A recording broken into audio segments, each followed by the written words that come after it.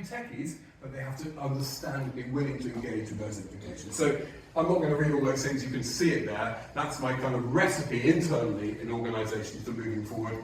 But again, collectively, we need to take this stuff far more seriously. So a couple of things just to finish, I realise I'm going on. Number one, bees. When you get a new queen bee, they hatch, and several bees hatch at the same time, several queens. First thing you do is vigorously attack each other, and only one can survive. So it's competition to the death, except, of course, bees are an example of a collective organism. It doesn't make sense to think about individual worker bees differently, right? They are a collective organism that compete to the death on certain very, very important things that the bees understand.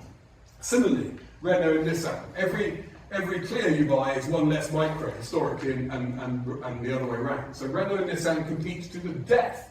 Literally, it's an existential thing, except, of course, so compelling is the idea of sharing non-value add stuff that customers don't care about, that they basically share in a form of co-opetition a common back-end, a common automotive platform.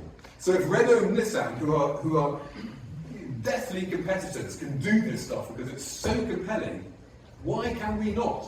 Why can't we understand where we should be competing and rigorously start to share the rest? And this will take time, could take decades to do this, but the sooner we get on with it, the better. So my parting, I guess, plea is co-opetition seems to me something we all want to explore a bit more.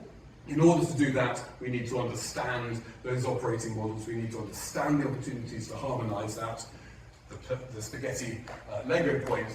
But as part of that also, there's a bit of soul-searching and leadership at the top in terms of what we think we are for in the digital era. And that sounds glib, but hopefully some of the examples I've given in this brief period will have helped to bring that to life. It's not just stuff I'm making up here.